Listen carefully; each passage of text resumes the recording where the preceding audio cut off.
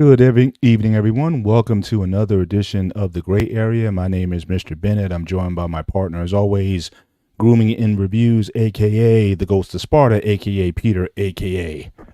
Paniotis. Yaso, my brother. How you doing? Going on, man? How are you for tonight? Imakala. Oh, you're getting better at this. Do you write them down or do you memorize them? Which one is it? Oh, I do everything, man. Yeah, Okay. yeah. I'm in that Rosetta Stone mode when it comes to stuff like that. I like to have some phrases available. Actually, it's interesting because my wife and I were saving for a trip to Hawaii, either sometime later in the year or early 25. But then we're thinking about it, and I'm just wondering to myself, for the cost of Hawaii, I could probably get 2 or 3 vacations in. And I've been thinking about Greece as a possible vacation spot for me. I know a friend of mine, he just went there, and he had a pretty unbelievable time there. So I'm just wondering, I could probably put Greece in, and then there's another spot that I've been hearing about lately that's called the Hawaii of Europe, and it's in Portugal. And if you look at the place, it looks like Hawaii. I mean, it's got the tropical flair to it, the mountains, the volcanic mountains and whatnot. So it's like as a destination spot, that might be something to see as well. So we're thinking about, do we just want to blow everything on Hawaii, or maybe I can get, at least for the price of Hawaii, I can probably get 2 other vacations, like a European vacation, a Greek vacation in the meantime. So, but Hawaii is almost like, that's just like one of those bucket list items. Say, yeah, we've been to Hawaii, but I almost get the sense that if we go, it would be like, I would hate to go to a place where you have all this expectation and be slightly disappointed, because everyone talks about it, like Hawaii and whatnot. But I may get there, it's like, man, am I in the hood or what? I don't know. So tickets Yeah. have dropped down since I was flowing last time. They were Right. about 1,500 a piece round trip. Hmm. Now you're looking at close to 800 per trip. Nine depends on the airline, class of seat, and all that stuff. Because you have business, you got first class, you got both business and classes. I don't know what that's called, Hmm. but depends. But I just found out recently, this is a new thing they started. That's why I didn't know about it. Now Greece has a little cruise going on. You fly out of Greece, you have your hotel. The next day you get on the boat, and they literally go from a couple islands, like 5 or 6 islands, like a Yeah. week or two, Yeah. I think it is. And that's another way to do it too, if you want to do a nice mini cruise down there too. Yeah. Yeah. I'm just thinking to myself that, do we really want to do that? So I'm looking at it, but the place I was talking about is called the Azores, in Portugal. And if you just look at the pictures, you're like, my gosh, this place looks unbelievable. The only thing Yeah. is, because it's a little offbeat, like it doesn't have like a lot of the touristy stuff, like the fine dining and rest. It's not necessarily built for of a tourist like that. So that's like my only kind of reservation. But I've known people in the last Understandable. year. They've been to Europe, they've been to Italy, they've been to Greece, they've been to Spain, had wonderful time there. So I'm just thinking, can Hawaii wait? Or, because again, for the time it's going to take us to get out there, and you got to stay there for, like I said, the average time you're out there for 9 days. Then I saw a video on which island, what's the best island to stay on, because like there's 5 islands. They're saying Maui is probably the best island that kind of gives you the best of everything. But I know they had Mhm. those fires last year, so I don't even know what the status of the island is at this point. Are they even ready? Are they even ready for tourism like that at this point? So still weighing it, but hopefully we'll make some decisions. And Well, it yeah. depends where you fly out to. You probably flying out of New York. I'm assuming JFK. You're looking at a good 20-hour flight versus an Hmm. 8-hour flight from Greece. 8 to 9 hours Hmm. depends where, if he does any stops or not. Right. So if it's direct, it's about between 8 or 9. So that's, you're saving a full day right there. Hmm. So ours, I'm gonna recommend Greece over Hawaii. Nothing against Hawaii. I think it's kind of like Hawaii's nice, is paradise, like everybody says. But I think the hype is so high. That's what I'm saying. You Yeah, get and I don't lost. want to go all that to get there and then be somewhat let down. And again, my wife, she's not like a big event. We're not going to do the snorkeling and all that kind of stuff. She's not a huge beach person or whatever. But when we're there, you want to do some excursions. She wants to do the helicopter ride over the volcanoes and all that kind of Yeah, stuff. of course. But Joshua's already given us the Hawaii is a crap hole. It's like, man. So we don't. I do know Hawaii has a huge drug problem. Yeah. Yeah, it's like I might get there and it's like, look, am I in the hood or am I in, it is the United States. So it's like you got to ask yourself whether or not Yeah. is it Personally, I more. don't think it's worth the price tag. I prefer go That's to DC I'm kind somewhere of else. starting to lean in that direction a little bit. But Josh, you had a question. Is Greece is not considered part of Europe, or it is? It is part of Europe, actually. It is part of Europe. Okay, Yes. okay. For some Now, reason and I they're thought the also Mediterranean in general. I wasn't sure how yeah, much, but and they're I can't remember what year we joined the European Union, and that's another thing you have to keep in mind. We're part of the Union too now, yeah, so that's gotcha. why That's right. the Yeah, yeah. You I can't guys remember what using year we the joined it. euro or the Yeah, that fucked us up so bad. oh, I'm like, I can't even tell you how. So people even to this day, if you go to Greece and you try to, let's say, exchange money or buy something, they're still doing the conversion thing mm, of, this is this much and so on. I'm like, but it's been so many years. Like, why are we still doing? Literally, you see people with their phones or calculators are going. "Tut, tut, tut," I'm like, I looked at them last time I was there. Like, why are you putting it like? Oh, I need to know what's the difference from a euro to drachma. I'm like, hmm but it's been at the time it was like 80 years or something like that. Like yeah. the value shouldn't be no different. That has screwed the whole country still. To this day, people are still trying to recover and never will.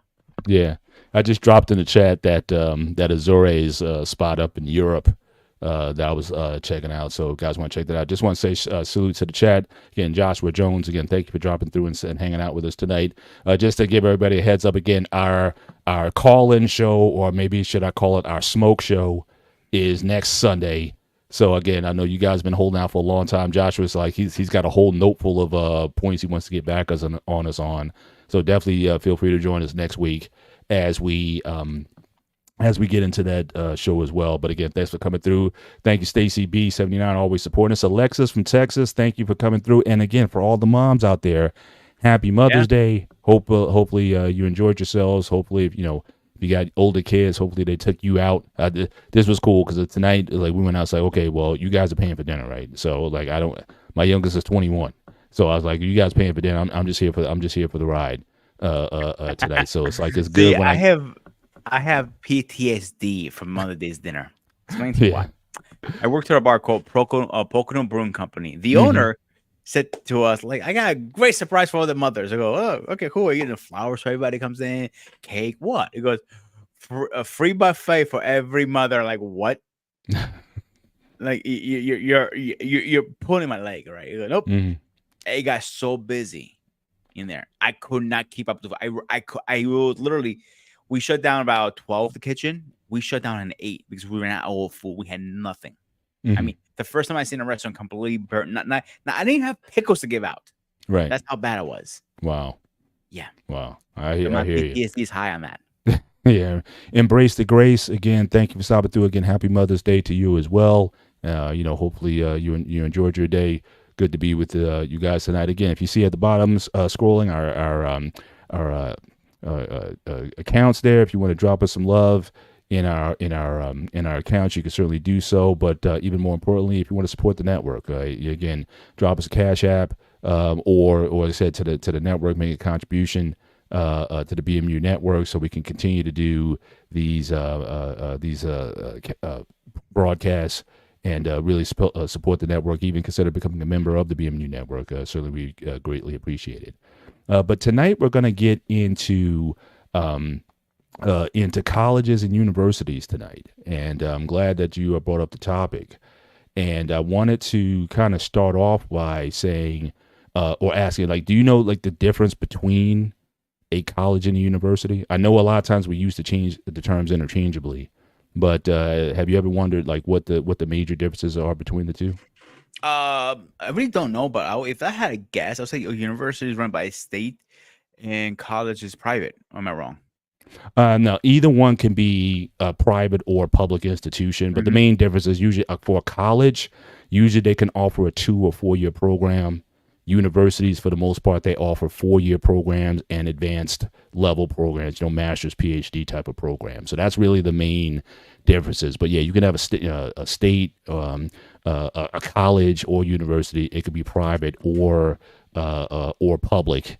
and they're pretty much the same at. But most of your your 2-year colleges, your community colleges and whatnot, usually you get it like a 2 years associates. But if you want the bachelor's and up, typically you go to a university for that. But then again, there's Boston College, you have all kinds of colleges where they do that. So again, a lot of the terms get used, and also mind you that sometimes the colleges change in terms of it may have started as a college but it became a university, but because of the legacy of the institution, it became a university in that sense. But there's a lot of quote unquote colleges that still offer 4-year programs, and some of them even offer again advanced programs. But a university is where you really go for the advanced stuff.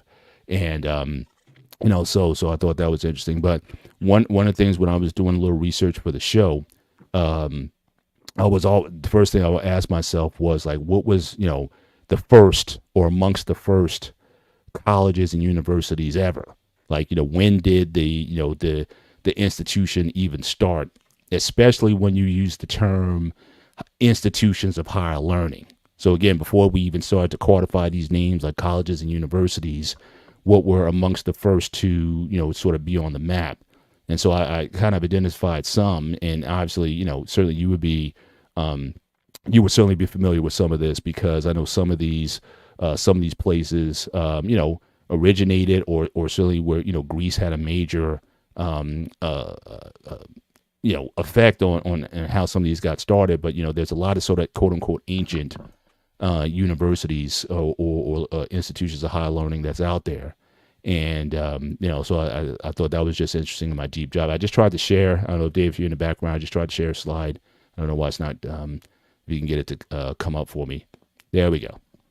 So we got some, it's a little off, but again, so you got some, when you talk about ancient places, and what's also interesting about a lot of these places, a lot of it, when you talk about higher learning, a lot of the learning was in the context of religious studies. It wasn't so much to learn, algebra or math or science. However, one thing that I've always debated with people is that, a lot of these early institutions came from essentially God-focused sort of,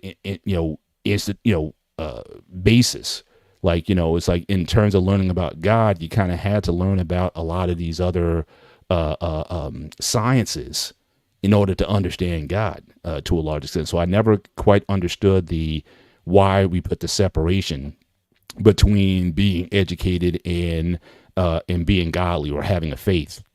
I never really looked at those as the same. In fact, I've always looked at it as being where, in a lot of ways, you kind of had to have you had to have a faith in order to really understand God. I mean, because, if you talk about science, the idea of science, has to be observable and repeatable and having cycles and things that kind of go on a consistent basis. That's sort of the foundation for scientific research and study.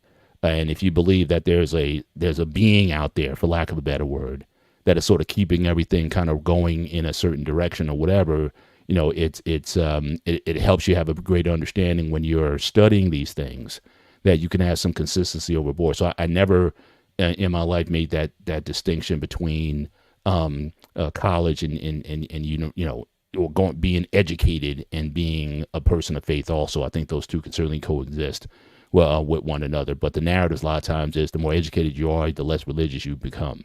And I just never understood that, because a lot of these institutions, even in the United States, they were founded by Catholics and Jesuits and, a lot of, religious people. And, you could certainly talk about from the Greek perspective, a lot of these institutions were founded, from philosophical or people who thought beyond just the numbers. So just to kind of give a kind of an overview here, I know in India, they uncovered a place called Taxila.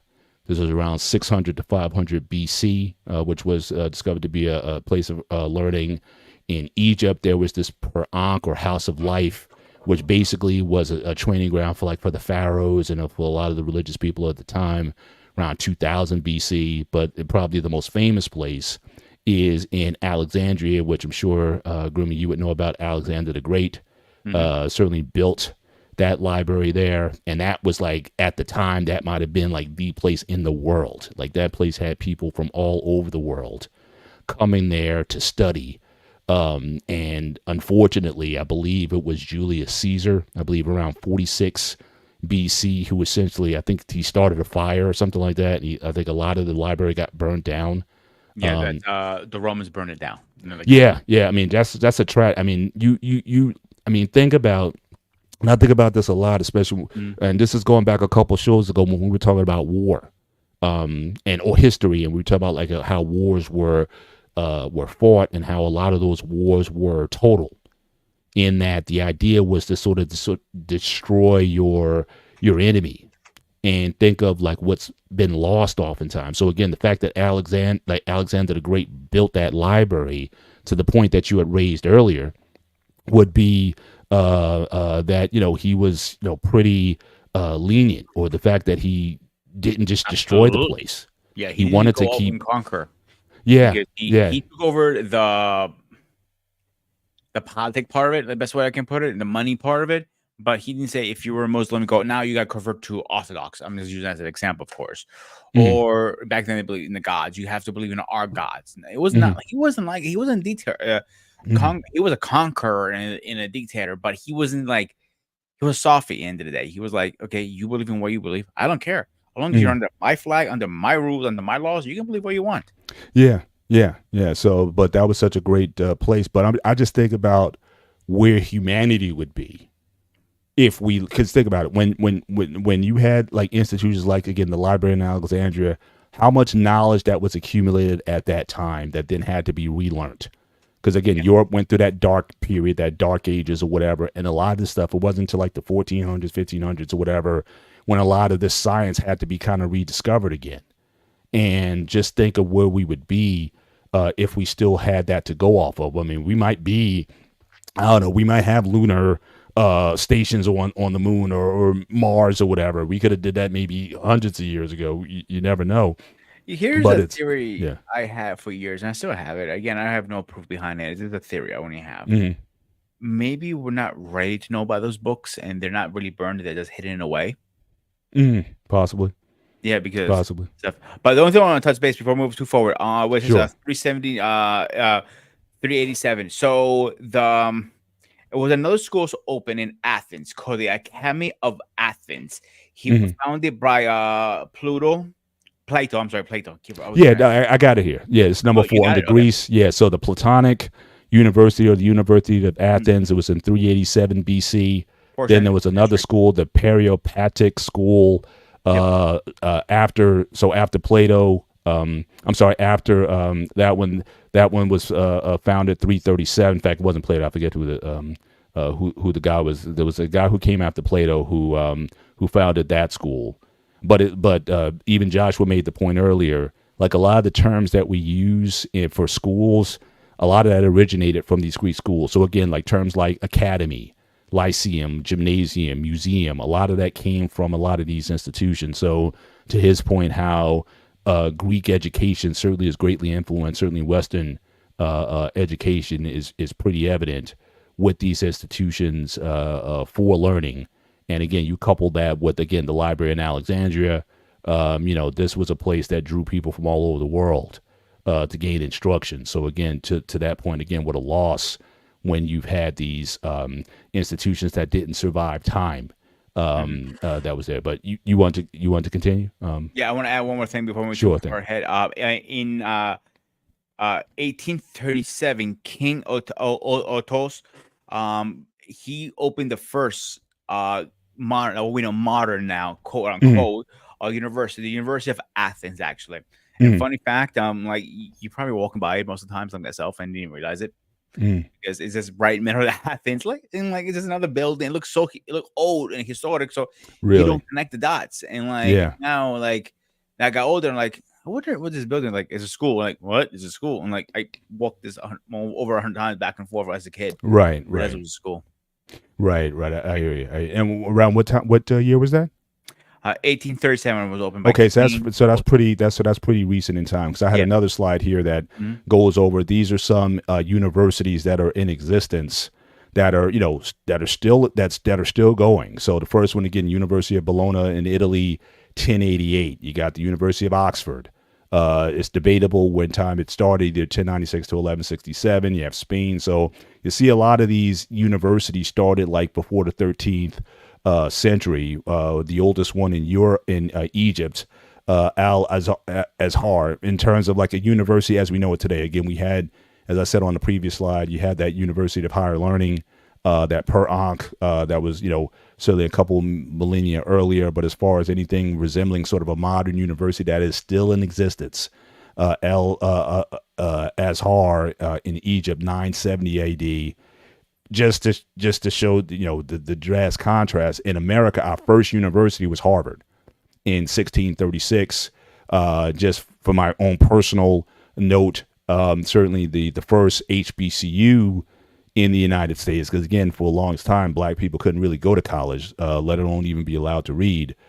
So again, that also created the need for institutions, black institutions, to be created. So Cheney University of Pennsylvania is the first, created in 1837, and it's still the most extant. It's still in existence. It's still in existence today. So it's definitely a so these are universities that have sort of lasted throughout that time. You just said in Greece, the first one in Greece was 1836. Certainly that is, yeah. So that, it's fairly recent. But yeah, to the point of, like I said, Josh, that's just the nerd in me, like, that difference between college and university. You're right, because as long as they're making money, and we're going to talk about that certainly later in the show, about where education is now versus certainly back then, because I don't think any of these places here were necessarily either concerned with or charging the amount of, the exorbitant monies that are there now, which is, I think, in a lot of ways has truly corrupted education on so many levels. But we'll get into that. We'll get into that later in the show.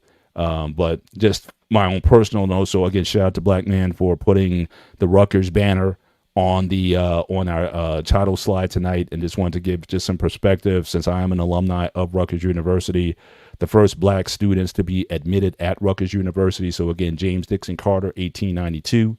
The second one was Edward H. Lawson, 1908, but unfortunately he didn't graduate. He was accused of stealing something from somebody and wasn't sure if that was ever verified, but he was forced to leave in his last year of school.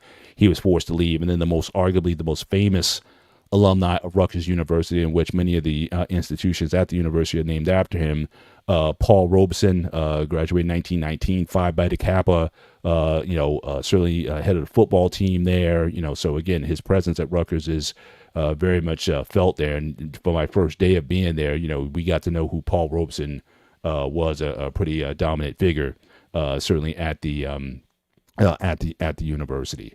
And so we have a lot of these things, but I want to sort of move the conversation before we move forward. Go ahead. The Paul Rocker guy kind of looks like you a little bit, like just back in the time. Like, yes, it looks similar. Maybe I might have dressed that way at one point back then, but yeah, I mean, but we lose perspective sometimes that certainly from an ADOS, from an African American point of view, access to education wasn't necessarily something that was granted right away. But also, to be fair, education, at least university education, really wasn't granted to that many people. I mean, today it's almost, you can kind of go almost anywhere and get some sort of education, whether it be at a community college or a four-year college. If you got the grades to get in, you kind of get in. But it's just amazing how we got to think back to a time when there were certain groups of citizens that were shunned from going, or simply couldn't go, or had to build their own institutions in order to go to these universities. So it's definitely something that is certainly a perspective. We can get to these here later. I just want to move off. Can I unshare this? Remove from the stage. There you go. All right. So what I want to kind of get into is, obviously, you being from Greece being such a birthplace for a lot of the educational universities. In fact, I just even think now, you talk about the influence of the Greeks. I have two daughters who are in Divine Nine sororities, the AKAs. And it's just amazing how, in the Greek system, fraternities and sororities, how they use the Greek alphabet in terms of, defining themselves. Phi Beta Kappa, I think, is the first fraternity founded here in the United States, and just how they used those Greek symbols. Because it was, and from what I understand, there's no association with Greece per se, but there was such a high regard for Greek education that that was considered. In fact, back in the day, learning Greek was something that was definitely something that you studied, just like people used to study Latin back in the day. Understanding Greece or Greek was essential if you want to learn like ancient writings and things of that nature. So definitely is there. So I definitely want to turn the conversation over to you and the Greek educational experience. What's that like, and especially how college is viewed in Greece from that of the average Greek citizen, Greek person? Is it a major necessity for people to go to college? Is that a big push that a lot of Greek, whether you're in Greece or Greek American, to go to college? Like, what are some of the things that what are some of the things that actually, from your experience, from your background, having went to school in Greece, talk a little bit about the Greek educational system in particular at the college level. And shout out to the actual King, King Smith. Thank you for stopping on through tonight. Appreciate you being here for a time. Hope you enjoy yourself while you're here. So I want to backtrack a little bit with Sure. education. So I want to start when you're senior year in high school. What happens? So you get this book. I'm not talking about a book like this. Not a book this goddamn fucking big. You need to study that book. That is what you're going to study to get into college. That's the first thing I want to get. About I'll say 80% will pass that test. Right? So this is like your equivalent of like an SAT, correct, or an ACT. What do they call it in Greece? Do you know? College test. Simple. That's probably okay. Okay. So every college is going to require you to take it. If you apply at 5 different colleges, you got to take it 5 different times. So that's how it is. Don't ask why. I think it's the most retarded thing ever. So wait a minute, you have to take one for each college you enroll in? Correct. Yes. Wow. Yeah. That's definitely different from here. They passed a law a couple years ago because kids were buying these books, but you got to pay for your money. And when they're done, because how pissed off they were burning them. Now, if you get caught burning them, that is a federal offense. Yes. So these books aren't private. These are these given by the state or by the country or the? You pay out of your own pocket. So it's a private book, but I'm getting it's a crime if I burn it? Yes. That's crazy. I'm not disagreeing with what you're saying. You're 100%. So here's the second now monkey wrench. So most kids, can you afford college tuition? Is the biggest question. Can your parents afford it? Can you afford it? That is the biggest question. So there's 2 ways to afford good education in Greece. The biggest one, the most popular one, is abroad. You travel somewhere else and take you college. And I tell you how many kids I used to go to school with that went abroad because it's cheaper. Simple as that. When you convert the money and everything, you're saving 30 to 40 grand easily. For going outside of your own country for an education, it's actually it's cheaper to go abroad. Yes. So I worked for a couple of universities. I worked for East Stroudsburg University and Lehigh Valley University in the state of Pennsylvania. In East Stroudsburg University, I didn't see a lot of kids from abroad, but at Lehigh University, about 70% of the students there were from abroad. Asian, a lot of Asian kids we had.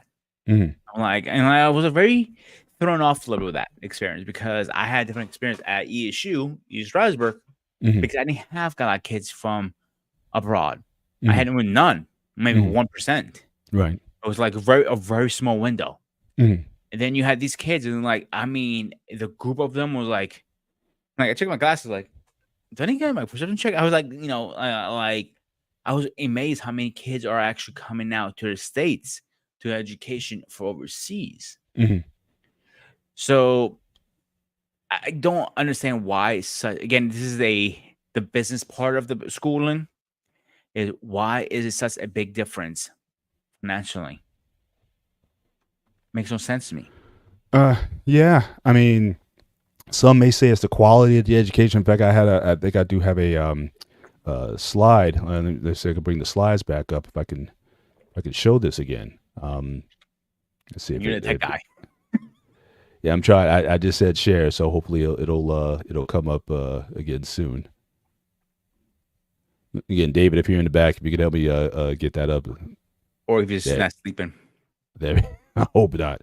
But there's one slide here that I had here. So you talk about countries for, again, international students. So again, the United States certainly draws the most international students, over 1 million in 2020, and you see down the line again a lot of European universities here. Canada has a certainly a large number here as well, that again study abroad. And for what you're saying, the fact that it's actually cheaper to study abroad than in Greece. So off the top, do you know how much a general tuition if you studied? I don't know off my head, to be honest with you. Okay. I know one of my mom's friends, her daughter went to London to study. It was a doctorate degree. Don't ask me which one. I can't remember exactly what she specified. The whole time she got her master's from there and everything. Because in Europe, it translates to back to Greece, so she just haven't taken anything. Her license would be legit. It just amazes me because, okay, let's use Japan, for example, right? It's the currency is different versus United States. Ours is United States is the highest, most expensive right now. Right. But we're not adding what difference currency. What they use yen down there, something like that. Japanese yen, yeah. Yeah. Okay. So what? $100 is 1,000 yen for them. So you have the conversion. So 1,000 is say 40,000 is whatever for them. It doesn't add up to us. The conversion is completely different. Like, okay, I can send my kid to go overseas, and I don't have to break the brink. And they get a great education. They go whatever school they go to. Right. Win-win for a lot of people. Yeah. No, that's amazing. I have a slide here as well. It's the average cost of undergraduate by country. Now it's interesting. Some of these places offer, again, I can understand why some of these. Now, again, I don't know if some of this is dependent on whether or not you're a citizen of the country or not. But like in Germany, like you can go to college free up to $35,000. Same thing in Brazil, up to $15,000. Argentina, up to $15,000. If we talk about Japan, look at the cost of education, $7,200 to $16,000 per year for college, which compared to America is very cheap when it comes to that. India, again, very cheap when it comes to education. Russia, very cheap. So certainly, just looking at some of these numbers that are here, and that it would certainly make sense for a person to study abroad, because even if you throw the living expenses in, it could still be cheaper than trying to go in your own in your own country. And I know even for because I know I have a niece, she just graduated medical school, and it was cheaper for her to go outside the country. I think she went to I think Bermuda. The school in Bermuda that she went to. A lot of students are making that option to go outside the country for medical school because it is to go cheaper overall. So definitely, if you're not worried about traveling the world or leaving, your comfortable confines, you can certainly get an education. Certainly at a fraction of the cost of what they offer here, especially when you talk about private. I mean, even in-state schools now are creeping up in terms of tuition towards that $30,000 a year mark. I think Rutgers at this time is about 27, 28,000. That's for in-state, and it's well over 40-something thousand if you're out of state here at Rutgers. And that's just the tuition that we're talking about. So certainly, if you can go elsewhere and still get a quality education elsewhere, then that is something that could be appealing to a lot of people. But that was going to lead to a question, because I didn't see Greece listed here. So again, I'm certainly going to be interested in seeing what the cost of education is in Greece. But there's no national funding for college education in Greece, so it's completely private. Well, is there the concept there of state funded and private schools, or does the country kick in any till if it whatever, because it's considered a public college university? Is there any monies available for students who want to choose those universities? And just off the top of your head, how many universities do you think there are in Greece? Because you also have to look at, again, colleges that are available. And also, depending on what your course of study is, what those colleges offer, because not every college offers the same educational opportunities or majors or what have you. So what's the deal in Greece when it comes to that? So in Greece, how many universities? I don't know the answer to that because I went to college here. So Mm-hmm. now is any of this stuff run by government?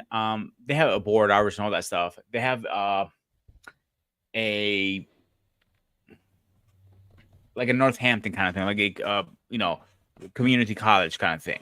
Mm-hmm. But Mm-hmm. you still have to pay for that. It's not cheap. Like the Right. average school, and my notes here is between 500,000 euro to 1,300, and it goes up from there. That is the average Mm-hmm. Mm-hmm. fee.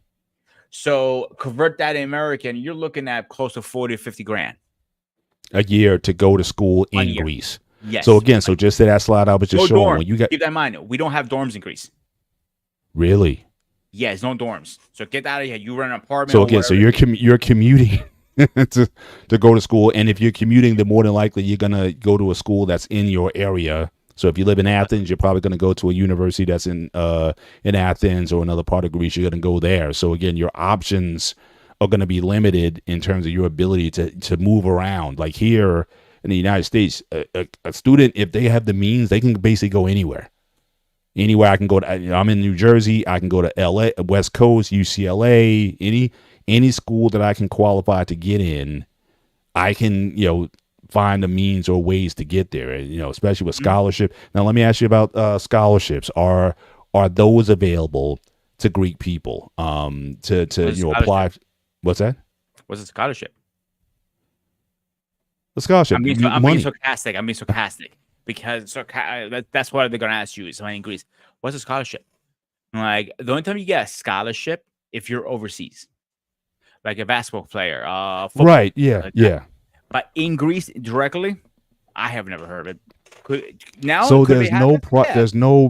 there's no public or private scholarship in Greece that someone can apply for to qualify for.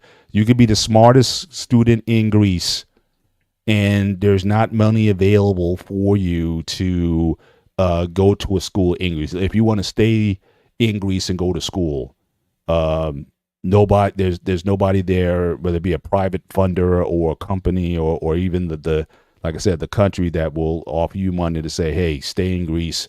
They don't find an interest to keep Greek town because we also, especially in this world now as global as it is, those who travel abroad, or even if you go to school, even in this country, if you go to another place, there's a good chance you're not coming back to your hometown. You know what I'm saying? If I go to school on the West Coast, chances are I'm probably going to look to live on the West Coast, or I don't feel that I necessarily have to come back to New Jersey to work and raise a family and all those kind of things. So I would think that it would be in the country's interest to want to keep Greek people, especially their most educated Greek people, in Greece. Why would you want someone to go to America for 4 years and whatnot, and then they'll say, "Oh, I think I'll stay in America"?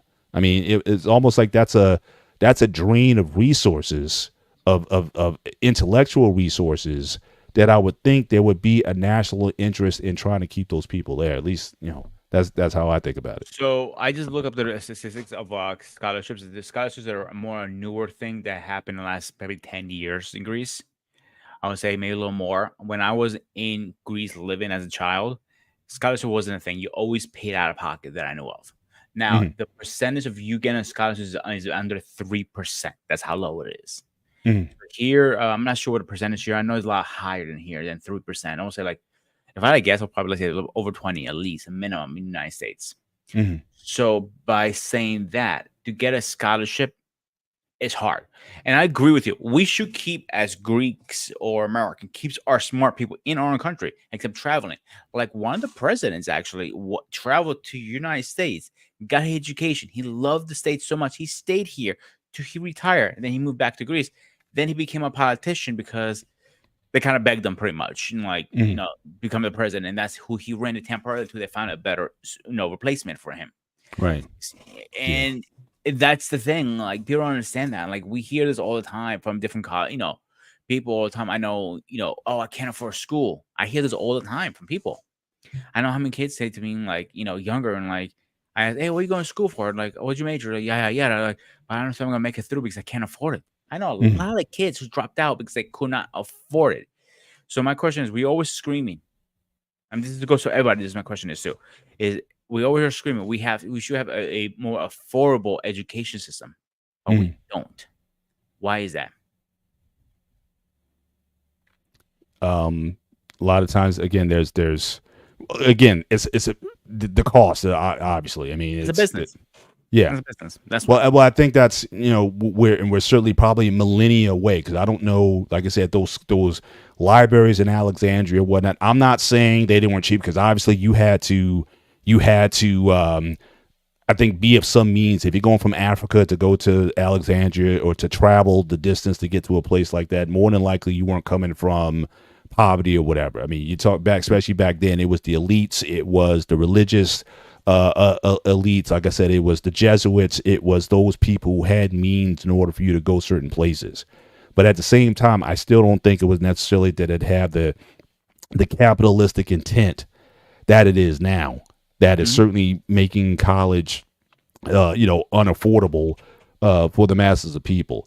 I just want to go back and go over a couple of the comments. I know Joshua Go for it. again is spitting fire to us. He's blowing So the up again. first, yeah. So the first one was, how does a Christian square the influence of Greek philosophy, considering the massive impact it had, changed the face of Christianity? I don't doubt that.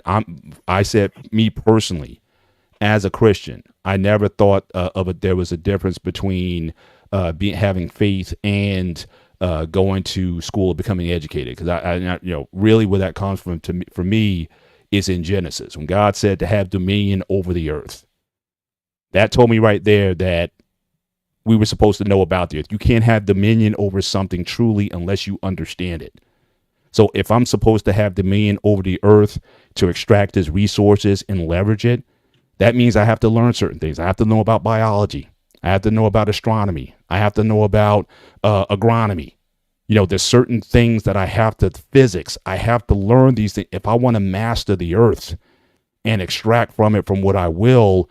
That's a science. So to me, I almost look at science as the like if it was a coin, is faith is on one side. I think science is on the other. And so for me, and again, why is it that, again, so many of these schools were founded by religious persons?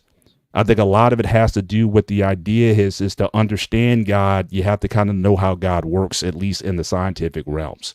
That's just on me. I'm not saying that's the reason why, or I'm not denying the influence of philosophy, especially Greek philosophy, on the world and its contributions. I acknowledge that. I'm saying for me, like when I read that in Genesis, that automatically told me then that if you really want to have dominion over it and learn how things work, you have to learn the science of it. And so that's why I said that. Then he says, why the shock about the lack of state funding for education? I'm saying, well, in the slide that I showed, there are some countries that offer state funding for education. I think we looked at, again, Germany gives state funding up to $35,000. And especially if you go back to the times of like the Cold War, I mean, Russia is very cheap to get an education there. I'm sure a lot of that, especially if you're in a communist system, I'm sure they feel it's in the national interest to have an educated body. So I'm not, surprised either way that some countries decide to fund state, education for if you want the country to advance. You would think it would be in the national interest of those countries to want to keep those resources there. If everybody in Greece decides to go to another university, like I said, the chance of them coming back right after their 4-year education or whatever they get I think is pretty rare, especially if you're going to go to a westernized nation that may have more freedom and opportunity. You also have to look at what are the opportunities in Greece. All right. So if I study in Greece and do everything in Greece, and we're going to talk about courses of major as well, what am I going to be able to do here in Greece that's going to give me a greater opportunity that might be abroad? So again, there has to be, I think, if a country, I think, wants to keep people in the country, if the country really wants to develop, go from a third world to a first world, or it certainly advance the nation, I think it's in the national interest if they want to do that. And some countries, I think, sign on board for that. And I think a lot of them, don't. So that's kind of where I was going with that. And I see, I see, I see that you have a lot more commentary. I'm definitely looking forward to having you on the Smoke Show next week. But I just wanted to just kind of get that out there. It wasn't especially on the religious comments, it wasn't like a definitive. It was just kind of how I saw it, and always that was my motivation to say, hey, surely you need to learn about the way things work, and if you want to truly understand those things. But that being said, moving on with the conversation. So Greece, like, so most people go out. There's no real state funding for it. There's no dorms or room and board that you can certainly get. So what do people typically study in Greece? Because again, here it's like you can kind of study almost anything you want. Liberal arts, you can study, STEM, you can do history, philosophy, whatever. If you are going to go to college in Greece, is there any kind of expectation of what you would go there for? Now, again, I work in the IT field, so I know a lot of like Asian Indians, and then Indian culture. Really, if you go to school, there's really three things, right? You're either going to be a doctor, or you're going to be what really two is either you're going to be a doctor or you're going to be an engineer.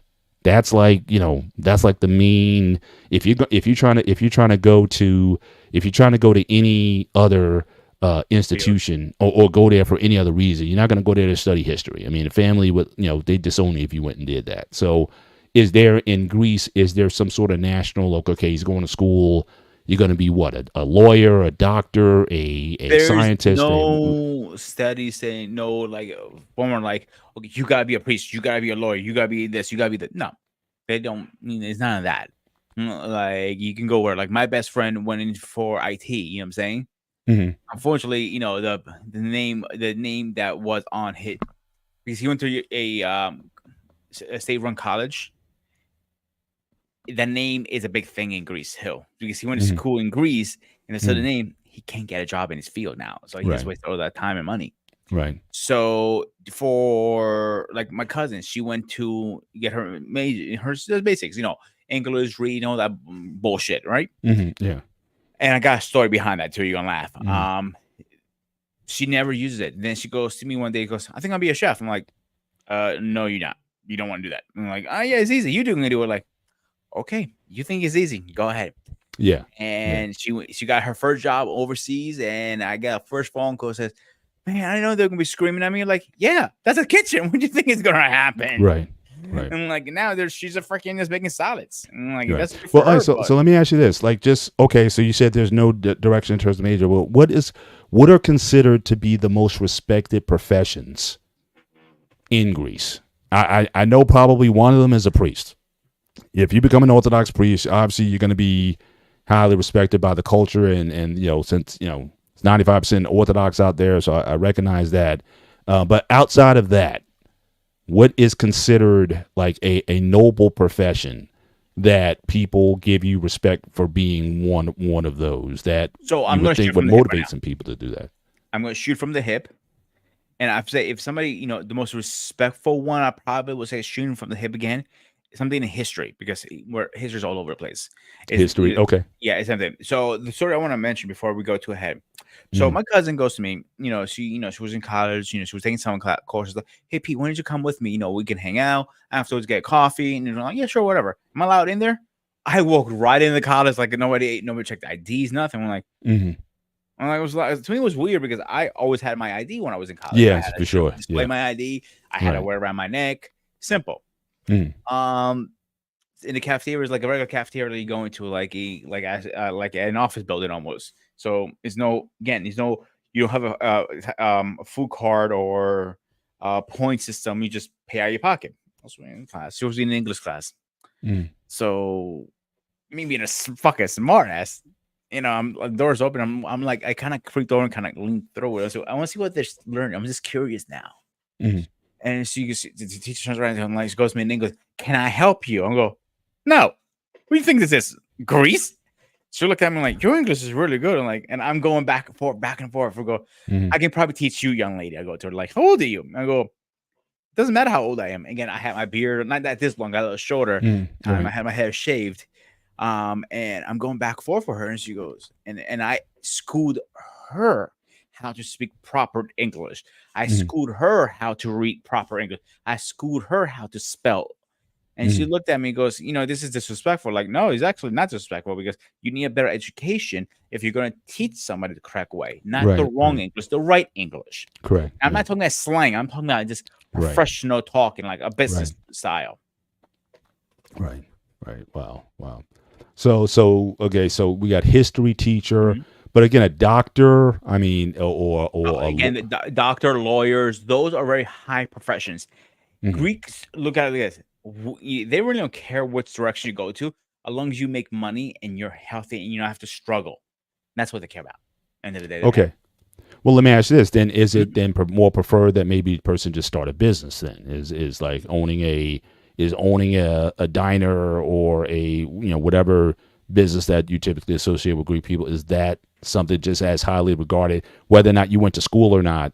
I'm just trying to get a sense of what what elicits a sense of pride in if someone goes to college, whether you be in Greece or in the United States, like what engenders people to you to say, hey, my son, he's a this, he's a that, he's a whatever. Like what would get a typical Greek father bragging on his son a little bit if he was I'm just trying to get a sense of what the mindset is more so of Greek people when it comes to that. Okay, so good example. My mom's best friend. Her son is a software, not software, a engineer. He draws designs, how the house gets built, all that stuff. So he's Mhm. making top dollar in Greece. That is a very high profession in Greece. Mhm. Anytime she speaks about, like, oh my god, Ftos Kaftos, she talks about him, on and on and on. I went like, Dimitra, like, yeah, I've heard this 100 times. But I'm like, you tired of hearing about this. Right, But right. anything that makes good money, your child or your anybody in your family, your child, your daughter, whatever, is not struggling like you did, it's a Mhm. plus. You've already just Okay. scored ding. Like you're a IT.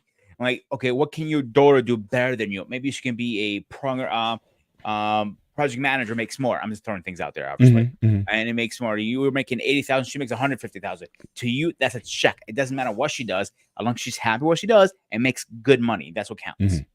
Gotcha. So they're not gonna then. So I guess Greeks, they're not necessarily going for titles per se. Not really. It's Yeah. more so about again what you're making, what you're able to I'll do. give you another example. My mother wanted me to be a lawyer or a doctor. That's what she says would be a good profession for me. Hmm. I was never into that shit. Right, PCs right. and cooking was my thing always. Give me something with computers, I can do. Give me something with food. Oh, trust me, I can make something that looks like a $5 looking at $40 very easily. Yeah, And that's where my expertise come in. right. So it's nothing wrong with that. But my dad, like he was talking to you 2 years ago. We were just talking about taxes, and then he goes, "You made what?" I'm like, "Yeah, I don't remember what number I made that year." And he goes, "You made more in 1 year than I made in my first 5 years in this country." I'm like, "Yeah, what's the point?" Like, I didn't see the big deal. I wasn't bragging. I was just saying, "This Right. is what I made." You know what I'm saying? Yeah. So for him, anything over 50,000 is a very good number, but Yeah. he doesn't understand that's not good numbers if you really think about it. Yeah. Yeah. Like But his from first his year, yeah, yeah, but from his first year. experience, yeah, it was significant for him. Well, yeah, 20, 30,000 was like the best he hears anybody doing. Right. In Right. my age.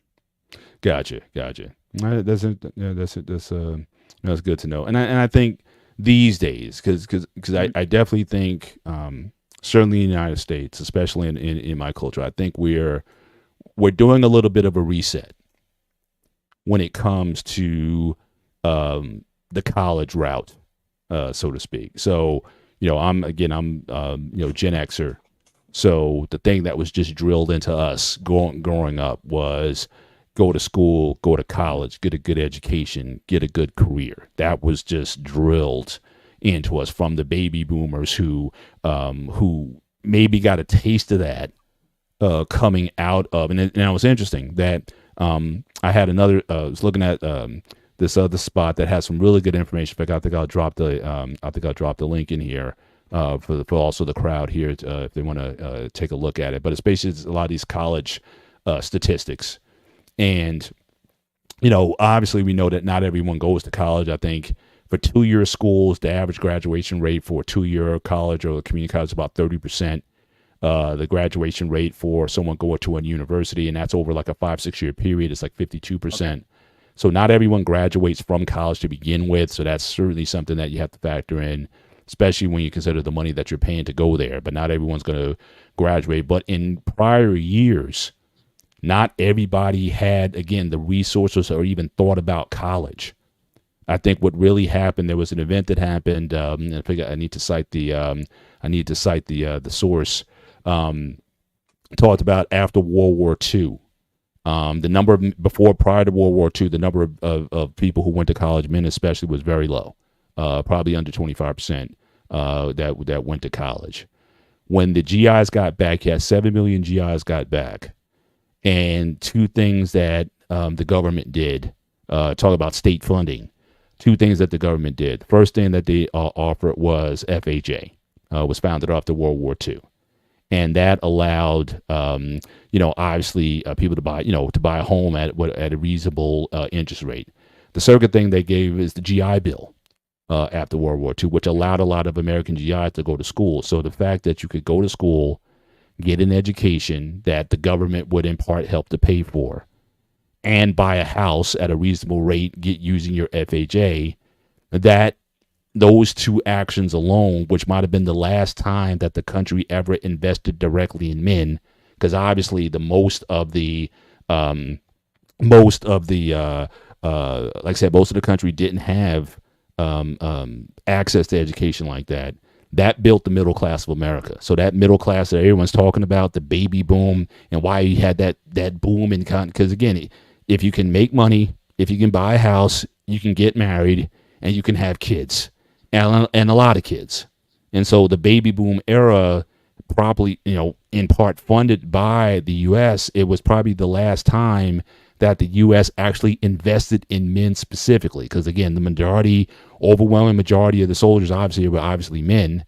And so that was like the first major investment, but that helped build the middle class. And that made college more affordable, and that opened up that access to a lot of people.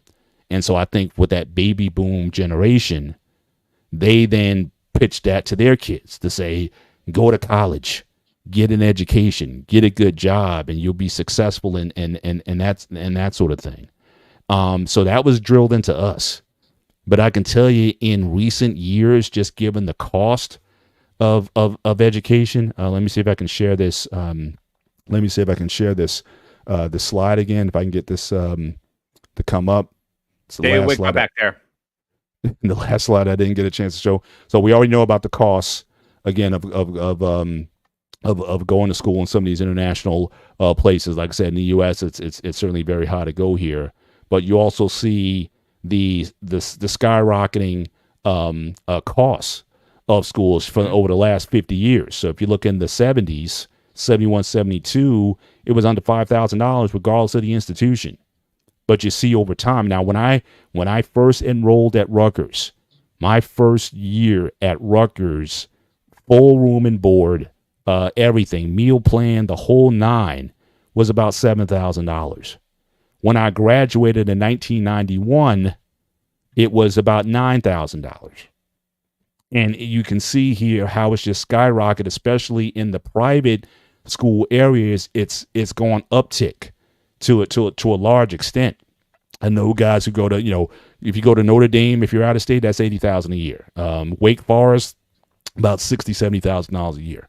So it's just ridiculous now in terms of the cost of it. And I think a lot of people are starting to do a reset to say, wait a minute, that message that was pitched to the Gen Xers. So you're talking Gen Xers, you talk about 1980s, 83, 84 through that 96, 97 period. Okay, get that education, get that, get that paper and get that corporate job or whatever you were going to do, start a business, but just get the paper. It was so important to us, especially as black people. As I said earlier, go back 100 years earlier, most black people weren't allowed to even go to college to begin with. And so again, we had our own HBCUs that we had to found in order to go there. So again, for those generations, if you had an opportunity to go to school, it was a major, not only, for your personal success, but also pride for the family to say my son or my daughter's a college graduate. That was a huge deal. And back in these times, it was a lot more affordable to get that. But nowadays, will we see where the money's going for these institutions? It's being priced out for a lot of people because obviously salaries are not keeping up with the cost with the rates of inflation, and so so college is becoming priced out for a lot of people. And now what's also happening with globalization, with automation, with AI, and all the things that are happening, people are starting to question: is it even worth it to even go to college? I can go to a trade school. I can learn, some sort of craft, and I can make a lot more money. I don't have to worry about AI or a resource in India taking over my job, which certainly happened in the IT field, especially around this time between 97 and 01, 02. That's when the world opened up and globalization happened. Once we got internet on, and you can have people working in India or China or whatever, that changed the whole landscape for a lot of people who were but if you were in the early 90s, you got yourself a computer science degree or a programming degree, this was like heaven for you. You thought that the money would constantly come in around that time. By the time you hit the early 2000s, Y2K and all that stuff, it changed the whole dynamic in terms of what was going on in that. Yeah. So it's funny you said this right now because we're in a transition, like you said. Because the reason I picked the show is for this reason. You guys know I'm a chef. All right, I make okay money for a chef. I'm a self-taught chef. But as a chef, you only can go so high in pay raise. Mm-hmm. So I'm at a point in my career it's time for a change. Simple as that. Mm-hmm. Very simple. So I'm even thinking about going back to school, like trade or something like that. Right. The reason I am thinking about it is I like money. Simple. I'm not going to bullshit. I want to make more money. Simple. Mm-hmm. Same thing in your field. You're in IT. If you know you need to get this certification, you're going to go your ass back to school and make more money. So it'd be easier for you to travel with your wife, to pay for a house, do this and do that. You do it. You don't care. If it costs you 10 grand, that 10 grand is going to pay yourself over time. Yeah. So education to me is an investment in yourself. By that said, one thing I never liked about schools, and it is a business thing. I don't care how they cut the apple. It's a business thing. They make you take all of this stuff has nothing to do with your field. You have to take history, but you're in IT. What the history has to do anything with IT? It doesn't teach you how to do your job, or take you learn Spanish or something else, something stupid. I'm okay, none of this has to do anything with my field. If you're a programmer, for example, you have to learn the language of programming. There's 5 different languages. It has nothing to do with Spanish. That's something different. Right. So my point trying to get to, school has become such a business right now. That's why you see these small schools like Phoenix Technical Institute, all those telling you in 6 months you can be, you can come to us. We just teach you what you need to know, and you're out on the field, and you might be making money a lot faster than somebody who's at a university or a big name college. It might take them 4 or 5 years. Well, go ahead. Yeah. Well, I think part of what we're seeing here is, again, a change in mindset. Again, go back to the early days of what colleges and universities was essentially for. Correct. A lot of that was essentially the development of the human being in terms of your intelligence, in terms of your social status or class, in terms of your knowledge of things. Again, back in the day, people took Latin. They took Greek.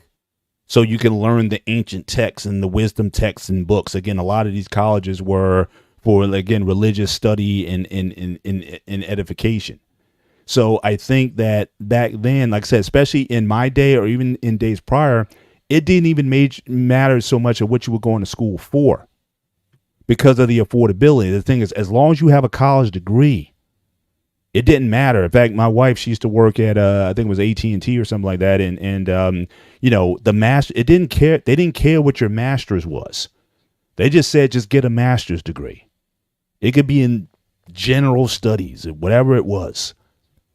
But it was the idea that you had a college degree. It had a status that led to oftentimes better economic opportunities. You could say, look, I have a college degree.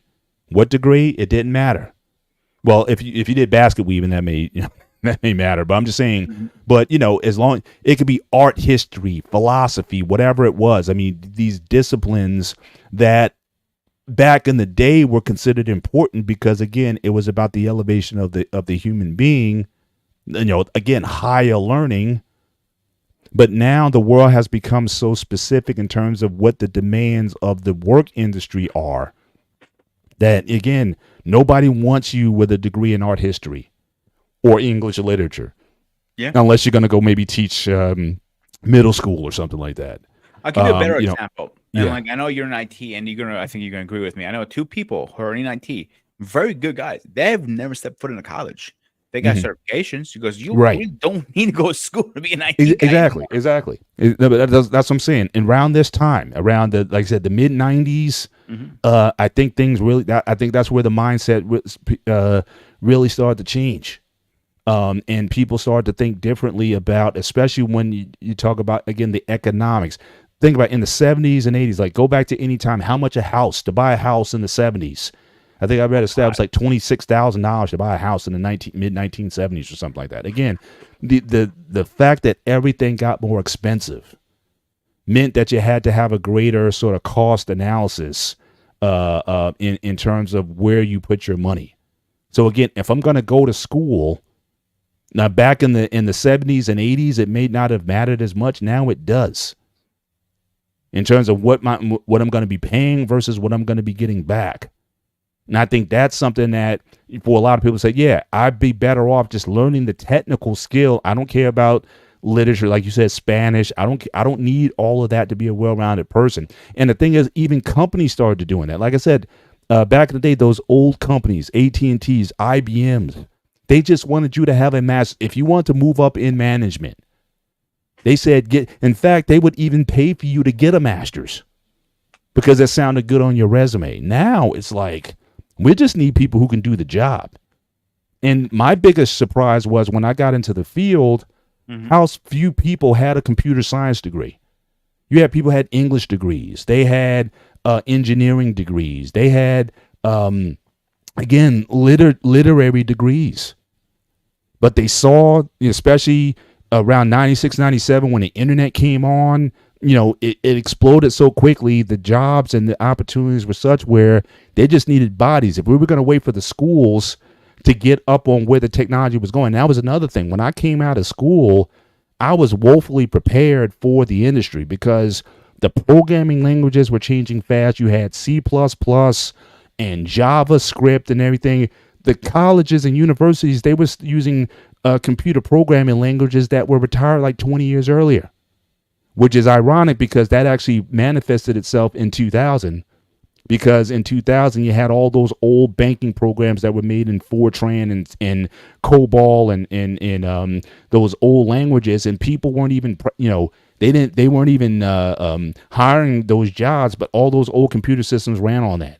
So I know people who were retired who they paid big money to those people because they were the only people who knew it.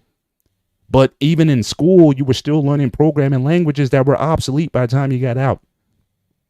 So if we're going to get skilled people for where this is going, yeah, if you can give me a 6-month certification in Java or code or whatever, that, hey, just get them in to do the job. And I think a lot of companies, again, they didn't care anymore about where you went to school or what your degree was as much as it used to be. Now, again, for certain disciplines like med school or law school, yeah, maybe in those type of professions, yeah, maybe where you went to school matters. Even being anything like law enforcement, you need a degree in that stuff. And I agree with what you're saying, Paul. Yeah. But with the IT field, what I've been seeing through my friends, it's growing so fast they cannot get enough bodies in there. That's the issue. And please correct me if I'm wrong. You're in the field more than I am. The bodies are there. The problem is the bodies are not in the two things. One, the bodies are not in the U.S. That's why, in part, why they outsourced. The second reason why they outsourced is because it's simply cheaper. What you pay someone, an IT professional in the United States, compared to what you pay someone in India or China, is a fraction of the cost. And for business in general, it's as much about the cost as it is about the skill. So again, so around 2001, 2002, you saw a huge spike in outsourcing, where again, the world got connected through the internet and servers and whatnot. Like every day in my office now, we have Zoom meetings with people in Israel. We have people in California. We have them all over the place. You can literally be virtual almost anywhere in the world. And so, with that being there, yeah, the resources are there because you got 1 billion people in India, you got 1 billion people in China, you got 1 billion people in, hundreds of million people in the Middle East. So yeah, so people are going elsewhere for those resources. So even in the IT space, your skills or what you acquire has to go beyond just the technical. Your communication skill, your ability to create, your ability to organize, your ability to lead is going to be more valuable in an IT space just as much as your technical skill, your ability to write.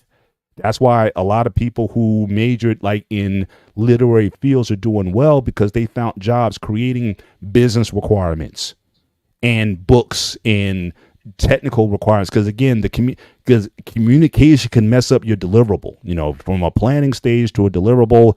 If you can't write, or if your English isn't good to communicate what needs to be done, that can really hold up a project if something gets lost in translation.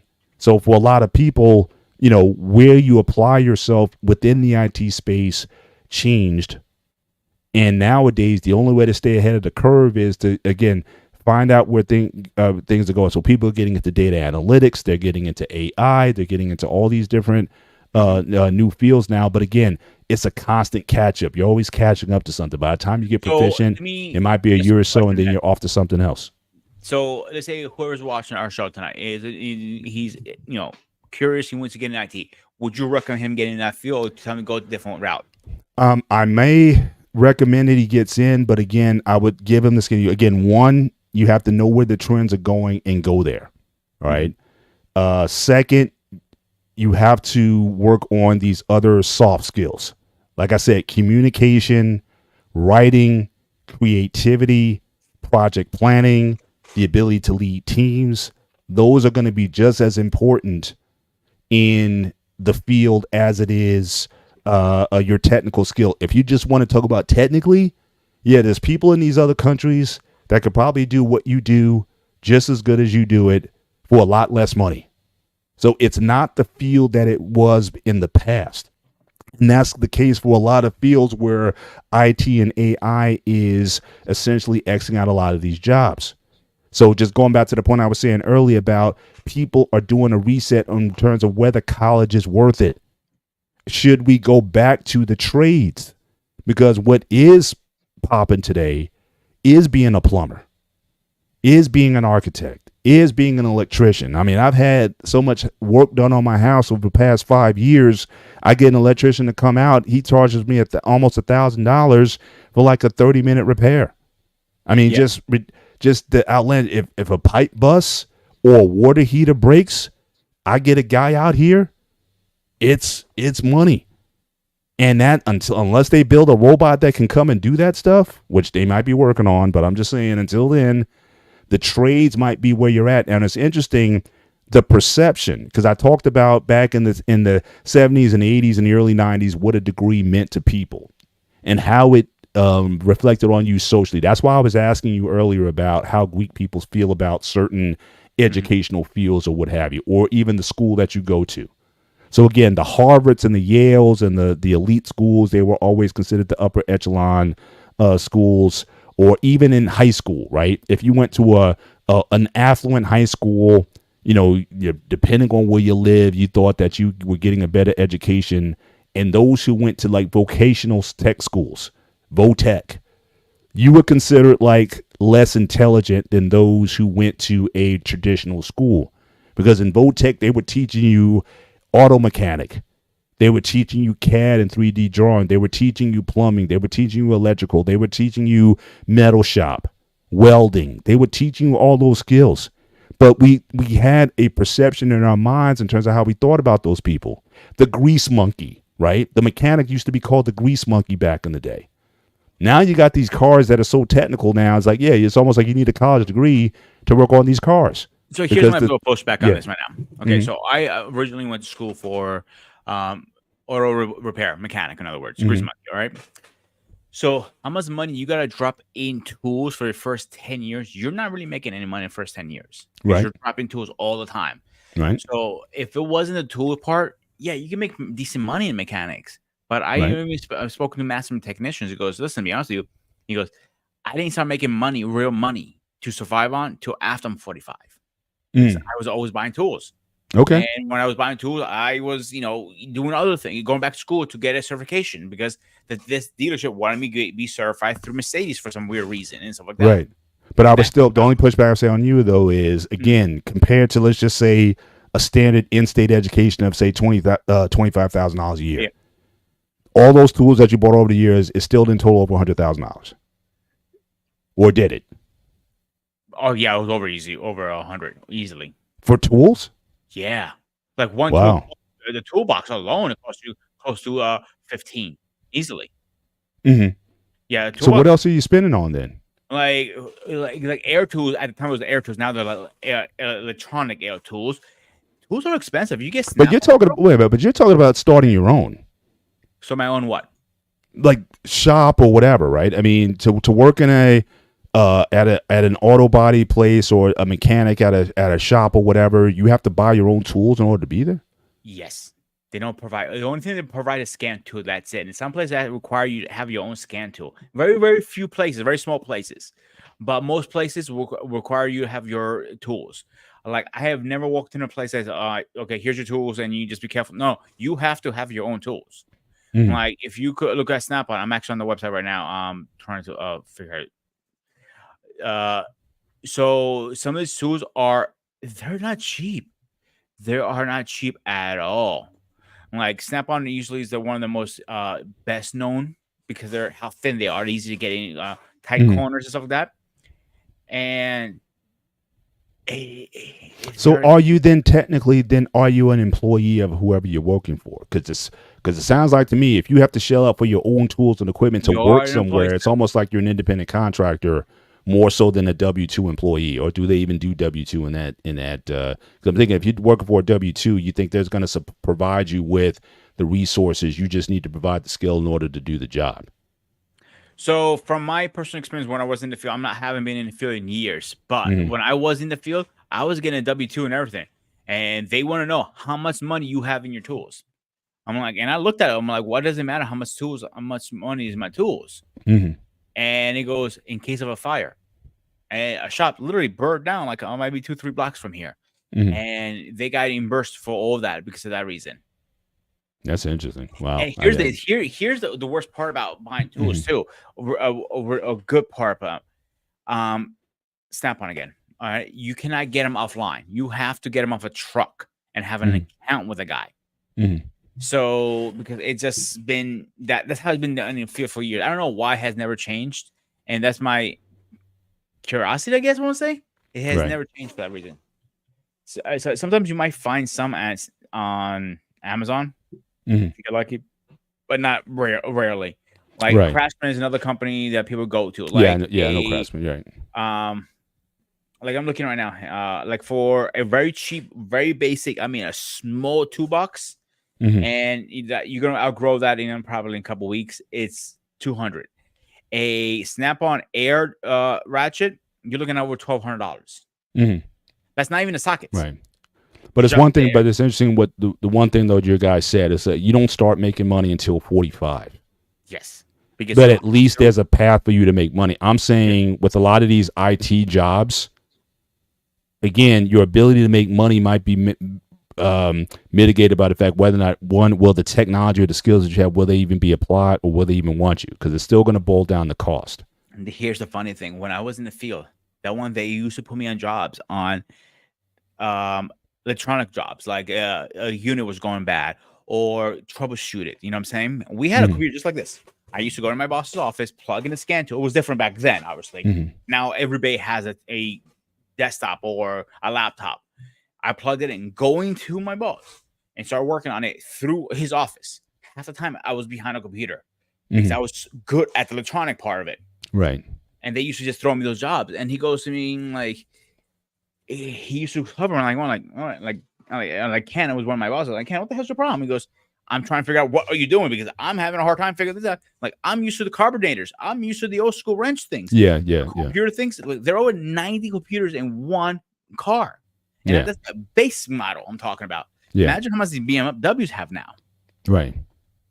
So if you're and if once we start going fully electric, if we get to that point, then it's going to be the whole car. So all that money that you put into the tools, it might be obsolete down. That's the other thing too, and that's why like I said, most shops, dealers. Let's use dealers for a great example.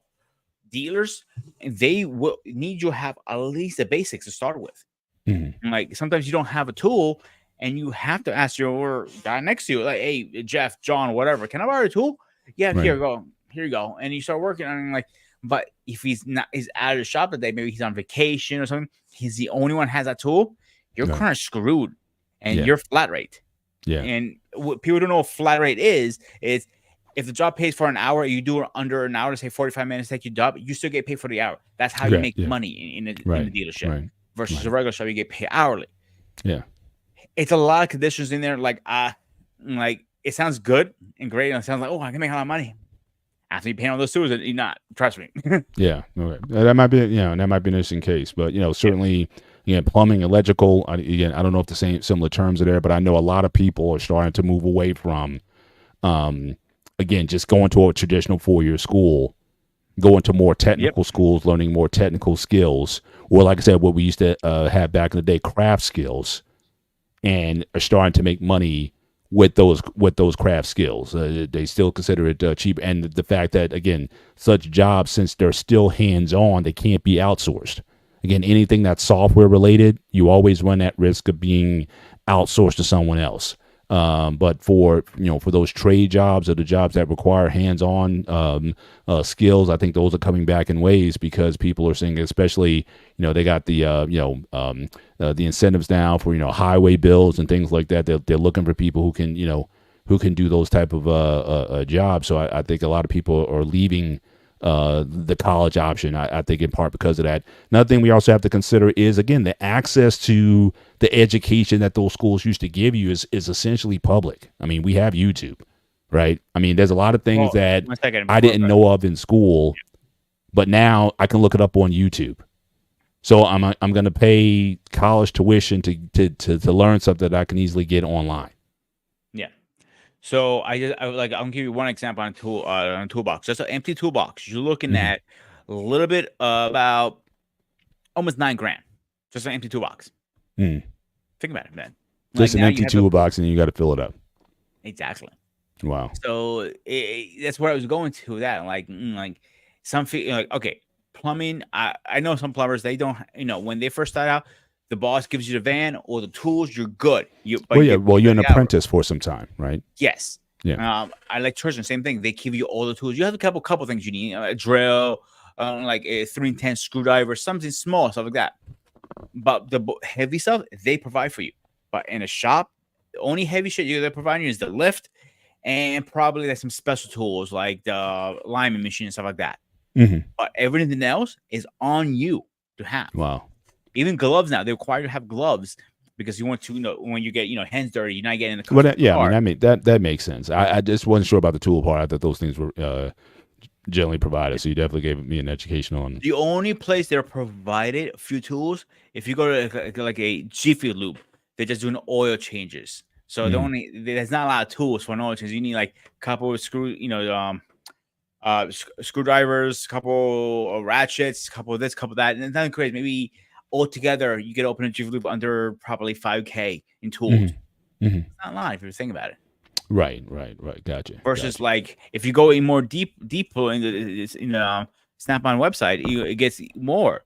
Like here, let me get in a little more deeper. Power tools. Here's a great example. Where is it? Over almost $9,000 just for a drill. $9,000. Yeah, yeah. And that's not So even the now, are batteries. most Batteries people separate, by the way. then are most people who, if you're going to put all this investment into buying your own tools or whatnot, does it just make more sense then just to get your own place and just open up your own shop, or do you still need it's still not worth it for you to Not at first, because first you need you need to find a shop, number one. All right, you have your rent, then your insurance. Now you have to get the heavy equipment like the lifts. The lifts are expensive as shit. I can look at it right here how much the lifts are actually. If I have them here, that is. Scan tool. Here's a great example. Scan tools right here. Boom. Here's one. Just for a wire of a scan tool, you're looking at close to $15K just for a wire. Yeah. Wow. So if you go up a shop, you definitely need a scan tool. So let's say you open a brand new shop it had no lifts. Okay, you need, or even a used one. Okay, the lifts are fucked up. Now you need new lifts. Now you need an alignment machine. Now you need a tire mounting. You need a balance machine. Right. The balance machines, last time I checked, they were going like for $50K. Used. So just the long shot. If you're gonna open up your own shop with everything that you need to get the job done, list and everything, what are you talking about? $250,000? More. Yeah, $250,000 and up to start that business off. So it's not going to be cheap growing in. Yeah. Now you do have some people, they would spend $250,000 on an education, especially if they go private. But what you get at it at the end, and again, that's also considering that is if you were able to fund all that education. So again, if you're talking about loans that you have to take, but then again, if you're going to open up a shop, you're probably going to take out loans as well, more than likely. So I had a buddy of mine. He got very, very lucky because he invested all his tools, his money's in tools. But he would not buy a tool if he didn't have the money. That was the key. So and Loss is right. Body shops make more money because the tools are provided mostly from the owner. Gotcha. Body shops where the money is. Okay. Yeah. Gotcha. So my buddy Anthony, he was lucky because his uncle had a used car dealer, but he had a corner shop that it was 3-car bay, and he wanted to get rent it out. So the lifts were in there, the oil equipment was in there. He just had to worry about the rent. So he had a step up. How often is that happening? Not that often, right? Because I don't know about you, but I don't have a rich uncle in the backyard. Hey, you can open your shop, dude. Here's my money. Here you go. I'm not saying that's what happened, but he probably got a little more special treatment because he is his nephew versus somebody like you and me who come off the street like, I won't rent this. Yeah. Unfortunately, I still think mechanics is a great field to get into, but get ready to invest first in yourself before you actually make money. That's the only advice I'll give to anybody out there. Gotcha. And just for schooling, just in general, what would you say is the average schooling is? My school was $45K. $45,000 for 1 year. So in schools, mechanic schools do not have dorms or that I get. I went to so $45,000. So you're talking about, especially like I said, in where I'm an out of state school essentially is what you'd be paying for auto mechanic school. Yeah, I mean, like I said, most are going to be in that range, but I wanted to talk a little bit more about again when we talk about the cost of school, and again where a lot of the money is. I mean, books was a huge thing with us. It's like every semester it seemed like they would come out with a book that was essentially the same book as the book before. Because what would happen was people would, after the semester, they would try to go and sell their books, or they would go down to the bookstore and you would get maybe 50 cents on the dollar for the book if you tried to sell it back. And they would then in turn sell that book at full price. Or the professor would say, well, look, version 6 we used last semester, now we're using version 7. You can't come into the class if you're using version 6, even though version 6 had 95% of what was covered in version 7. So I know that was like a major thing with me. That would be so frustrating that, whatever you bought, it was just so the book industry got involved.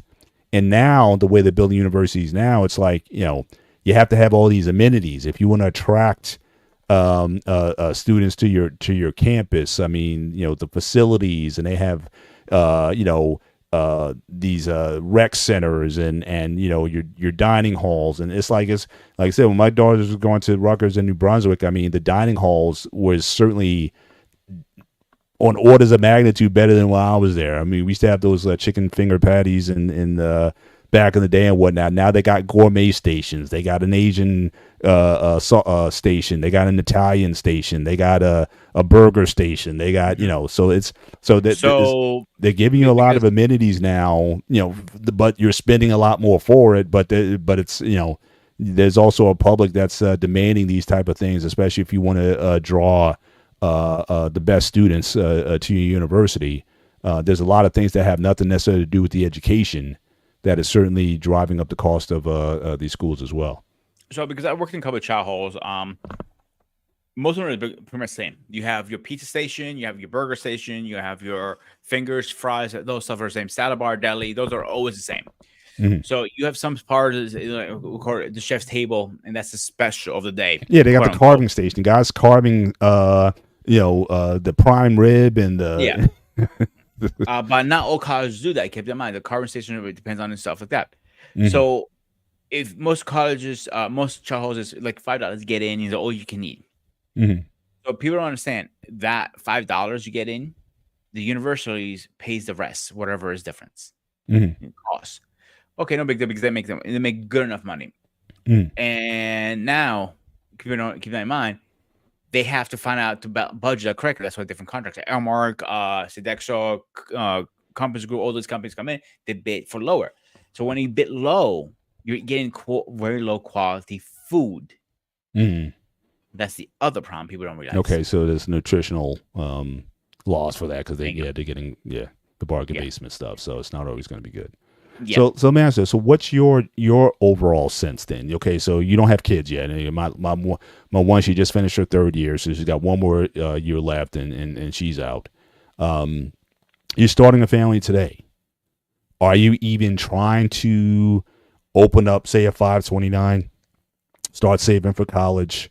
Now, are you going to direct your kids towards college? I mean, what's your general sense now versus when you were a kid? Because like I said, I think a lot of people are visiting this conversation now to say, is college even worth it? Are there other ways you can get education without having to spend the exorbitant money or even go away? You have online schools, and then there's the perception of whether or not, with their accreditations, would they be accepted when you go for a job, when they see what's on your resume, how much of that matters?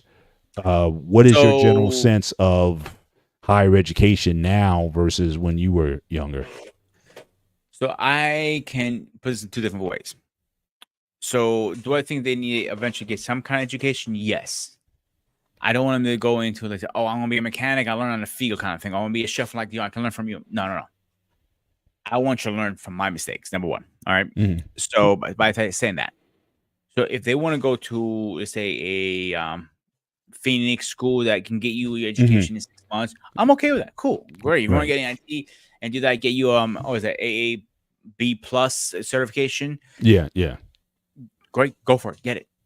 I'm not gonna push back, but I want you to think and make your research first. What you want to do. If you want to be a rocket scientist, that's fine. Be a rocket scientist. I'm not gonna stop you. Is whatever you want to do, as long as you're happy what you do and you're making money. You're not struggling, because at the end of the day, if you're struggling, there's a point to you can't be happy if you're struggling. That's my personal opinion. Because you can love to be a chef, for example. I know a lot of chefs would love it, but they're struggling, so they're not happy in it. Okay, gotcha. If that makes sense. Right. But you don't have any, for you personally, you don't have any ambitions for your children that's specific. Oh yeah, would love for you to be a doctor or a lawyer or something like that. Or you have the typical weak mindset. Then it's like, just, hey, as long as you're doing something where you're making money, I don't care what you do. I don't care what you No. Okay. If they've gone, they say they want to go into service. Okay, you want to go to service, go for it. And they become high general. And that's another option that a lot of people are starting to address also. That why if I can get a lot of those same skill sets in military, why not go there and take my chances learning some skills there that I can then apply. The only thing is, I get mixed reviews, I guess, sometimes when, for military people, how they're treated when they come out. Like when people look at you coming out, okay, your military background, do you, it's this person's like, yeah, we got to get this guy because he's military, or do you shy away from a guy if he's been military or not? I think a lot of it I think has to do with what skills you've acquired. In that you might be good at jumping out of airplanes, but I don't know how that necessarily figures in the field, especially when you talk about in corporate places. I know there's jobs where they ask you questions where you fill out the questionnaire. Are you military, your background, or whatever. I guess there's incentive to try to hire ex-military people into a lot of these jobs. If you have it, it's a plus. But for some, I don't know if it matters as much. But that is certainly an option. Where people can do the military route, put a certain number of amount of time in, come out, maybe become a police officer or some other or firefighter or some other profession that could leverage some of your experience from being in that profession. So a little backstory. I mean, I'll be honest. So when I was thinking about education, when I was around 9th, 8th grade. Most people want to be mechanics. Most people want to go to, be a doctor, be a teacher, whatever. They already said, as young as I can remember, like as a small kid, I was remember what, everybody used to ask me. My mom used to shake her head like, you're not doing this. And I didn't do it because she didn't say it, because for other reasons I'll get to in a minute. I wanted to go into service. That's my dream, was always going into service. And people look at me like, you're crazy. Like, I remember the guy who was during the Iraqi war was really high. People were blowing anybody up and stuff like that. People looked at me like, when the guys officers coming around, hey, you got anybody to think about enlisting? Yeah. I go, my hand was up like, I'm like, damn, you didn't even let us finish our sentence. Like, I already wanted to sign. I spoke to, they knew me already. Like, I was always in the office hanging out with them because that's what I wanted. The reason I get in, it wasn't because of my disability or anything like that. It was because my knee was so fucked up. Simple as that. So to me, it was like a bad pill I had to swallow. But I was going to go in originally as infantry and figure it out as I go and get some schooling and then come out maybe be a cop or something else. Do 20 years in the service, 20 years as a cop, be retired, pretty young and just relax and chill with my wife if I had one. You know what I'm saying? Right. But things don't go as planned, obviously, sometimes. So now with the military thing, it's a tricky one because you have to make sure your contract says they're going to pay for your schooling. It depends what it is too. Like if you're going to be a school, let's say you want to be cybersecurity, a very good example. It's a big thing right now in the military. Most likely they're going to pay you to go to school. So you're going through your training, then your job training, then your civilian training is called. So you get all three, then your contract starts. So you might be in school for a while. Like if they still do it that way, it might change because it's been years since I researched it. So we as American are a few people who has that opportunity to go through the military and pay for it.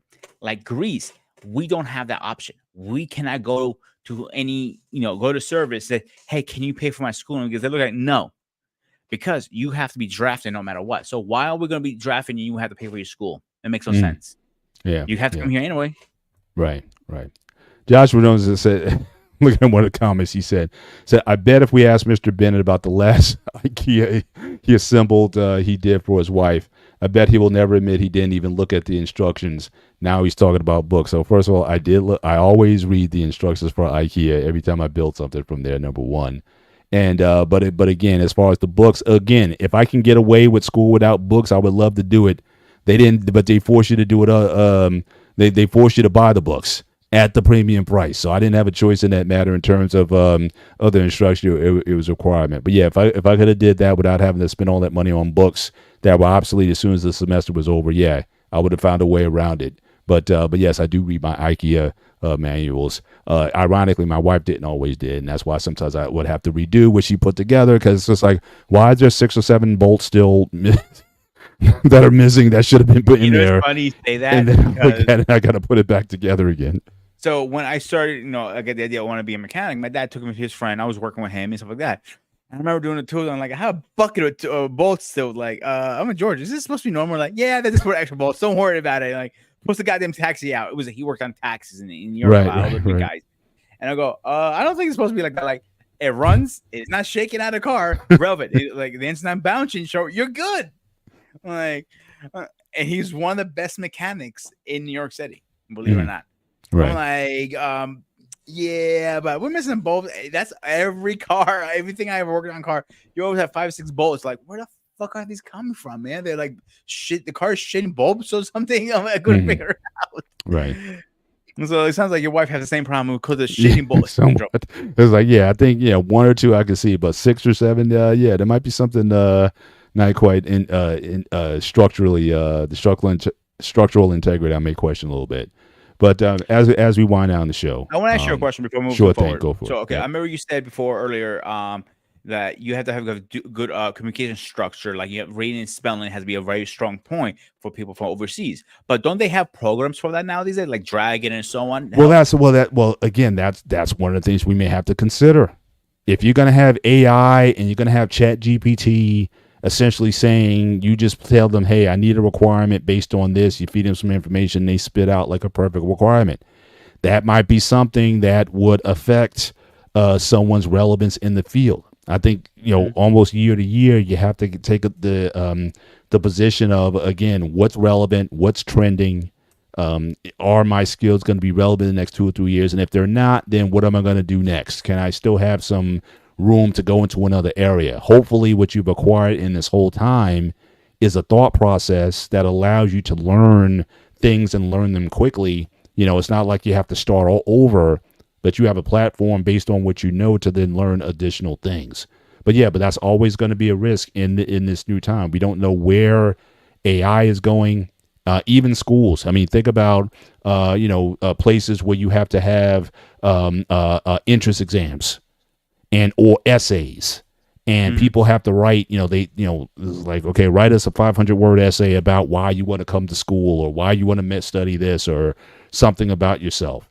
And I don't know if a lot of people necessarily have either the language skills to write eloquently or just get their ideas out on paper. It's not as easy as you think it is. But if you can go to a Chat GPT, a lot of places are saying, it's like they're trying to have screenings somehow to say, can we distinguish those who genuinely wrote something versus something that was AI generated?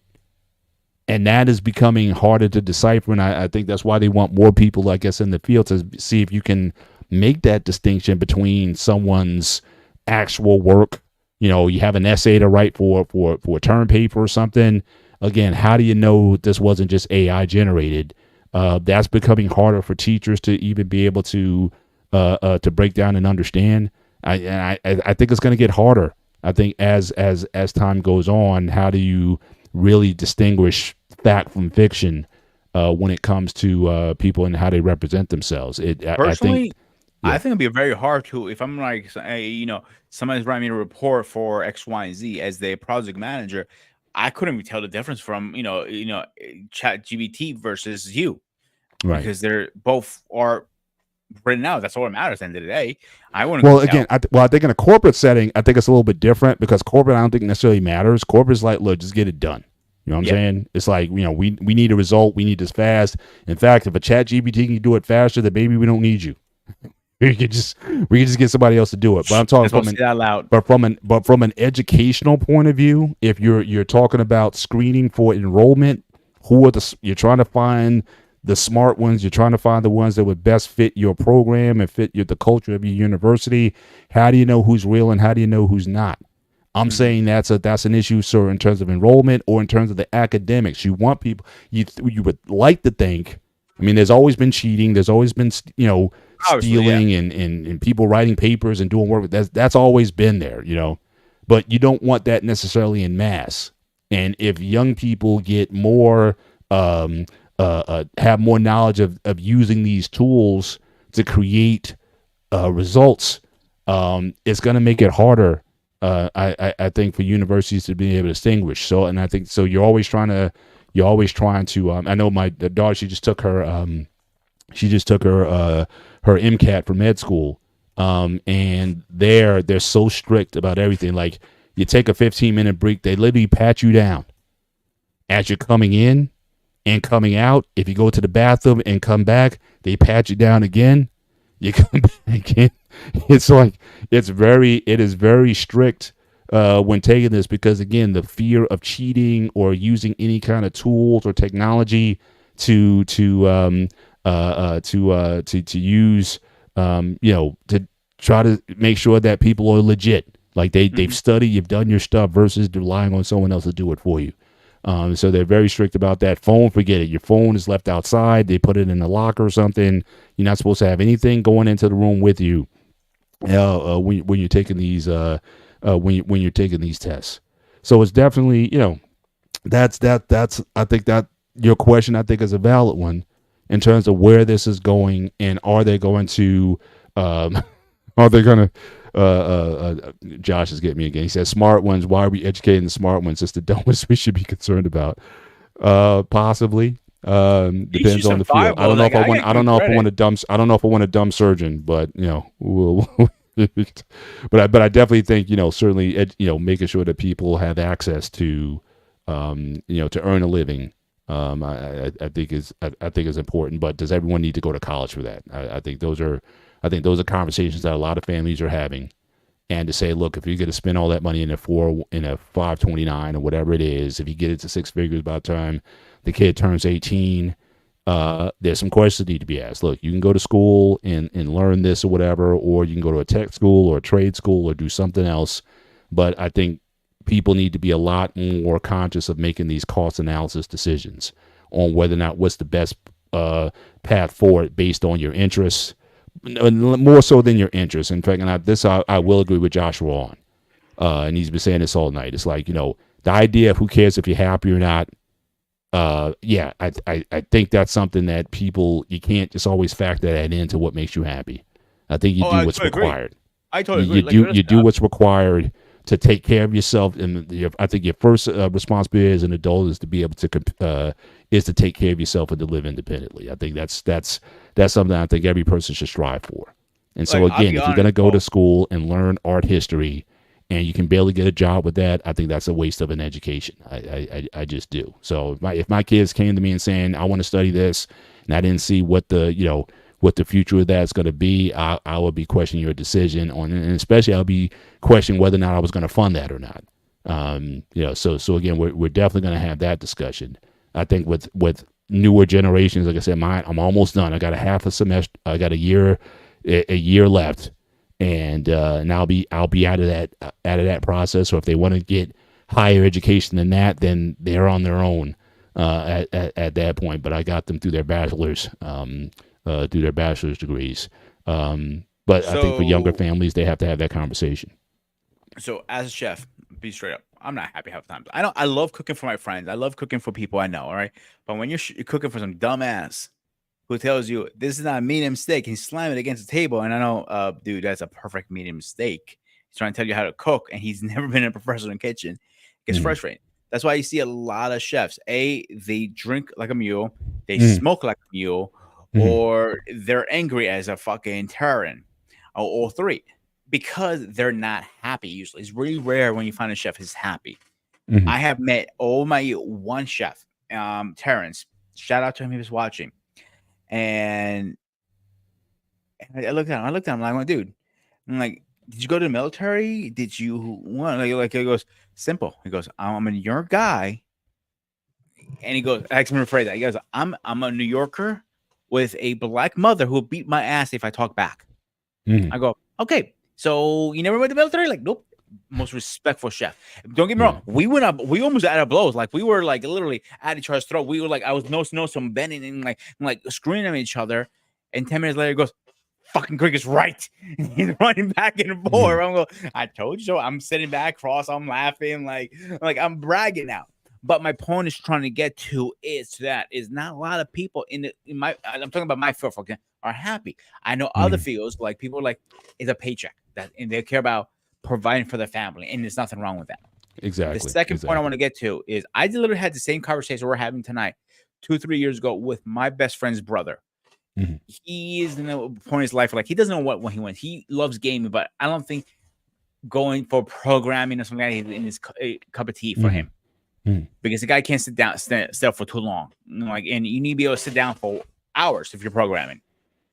So, and the argument me and Mike had was, he doesn't think college is always for everybody. And I disagree. That's right. And now I look back. If you listen, my bad, dude. Yes, he's right. You don't need college. You can go for university now. A lot of these degrees, except like doctors or something like you need a big education, like lawyers, like that. Yes, that's a different story. But something like you need a certification, go for it. Project management, they don't need to go to college for that. You can get a couple of certifications and you're done in 6 months, and then you can make decent living out that. Yeah. And then it's always at the same time, at the end of the day, you're still going to have to sell yourself. Yeah. In terms of you're going to have to sit in front of somebody, and we've talked about this in earlier shows. Again, your soft skills, your communication skills. Can you build a narrative that makes you attracted to a potential employer, assuming if you want to, work for somebody? You're going to have to sell you over everything else. And in fact, I had a experience not too long ago when I was deciding between the job I have now versus there was another one that was on the table, and quite frankly, I wasn't necessarily as qualified for it. But the woman, she was impressed with my personal story because, again, the last job I was at, there was a lot of, you had to wear a lot of hats. You were kind of working in a very chaotic environment, and you had to, I basically sold that. It's like, look, I may not know exactly your platform, but I'm pretty sure I can learn it. And the fact that I was able to work in an environment where you kind of had to learn things on the fly, she was like, you know what, I like that guy. And so, so you're still going to, at the end of the day, you're going to have to sell yourself to an extent and convince people that, hey, this person can fit our culture and he can do it, and he can do the job. So we can't deny that. And whether or not college can certainly give you that, I don't think that can do that. You still have to go out. You still have to know how to talk to someone, look someone in the eye, have a conversation. And so those soft skills, I think, are as important to survival in this type of economy that's moving on a dime as much as, the book form. Because, again, the how-to stuff can, in fact, my daughter, middle daughter, she studied supply chain.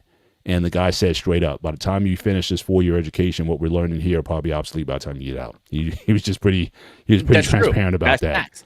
So yeah, but her personality is such where, she kind of wins in every room that she gets in. And that's something that, certainly is an asset that she has that other people don't. Yeah, you can learn that over time. Like one of my assets, when I go to any interview, the executive chef asked me, "Why should I hire you?" Like, I looked at him like, "I'm that damn good." Like, excuse me, I'm that damn good. I'm like, I went to an interview like a few weeks ago, and the lady goes to me, "This I can offer." I go, I pushed my resume and I turned it around, like, read my resume. She looked at it, like, her eyes, like, "Oh, you're way overqualified. You're more qualified for the job than I am." I go, "Pretty much."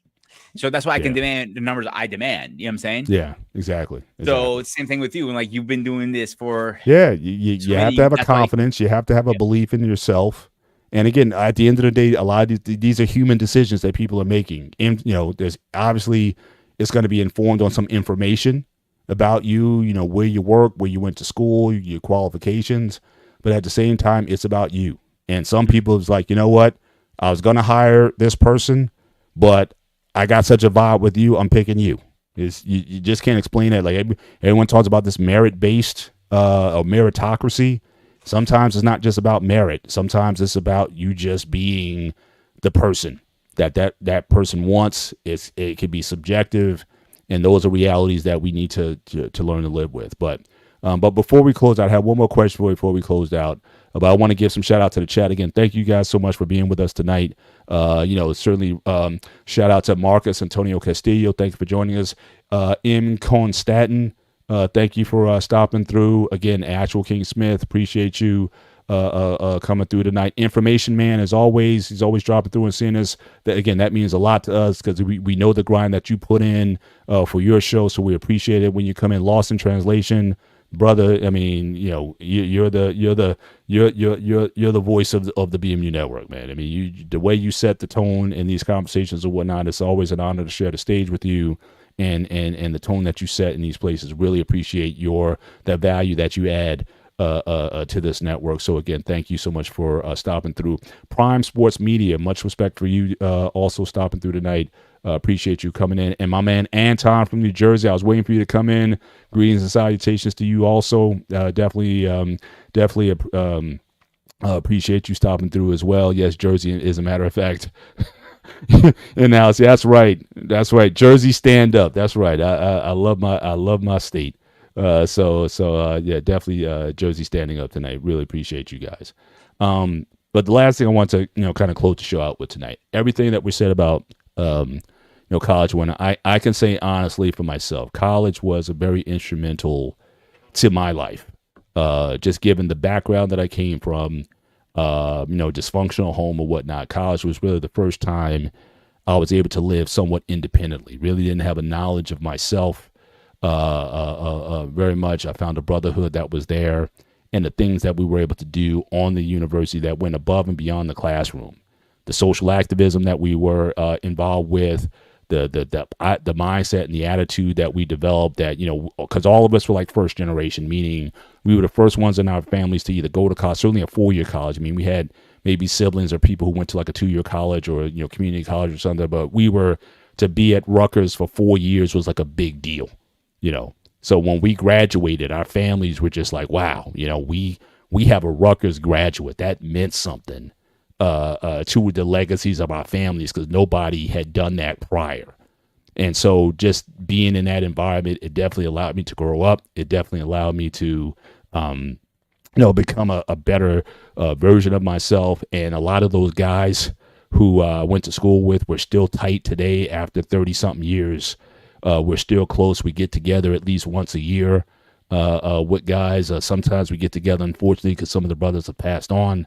And so sometimes the funerals bring a lot of us together. But, there's when you get together with these guys, you still have those feelings of brotherhood that was there, as well as our experience. So, certainly it was a big life lesson for me. So, for that aspect alone, I'm grateful for my college education. I don't know if I would have got that type of education or experience anywhere else. And I think my daughters are certainly, are getting the most out of their educations as well. What that means for future generations. Again, do you need the 4-year experience? Do you need that college experience? Maybe. If you need to grow up, if you've been sheltered most of your life, go somewhere where you're eating ramen noodles at midnight with some tuna fish or some peanut butter on some crackers or something, and you're calling home because like I ran out of meal swipes. Can you wire me some money? And we say no. You're gonna have to wait until next week. Figure it out before you get there. And you're right. Yeah, Rutgers back in the day, it used to carry that. It was if Rutgers wasn't a state-funded school, it would have been considered like an Ivy League school. Absolutely. And not only that, our black experience at Rutgers, because again, for a lot of us, we were saying, did you go to an HBCU or whatever?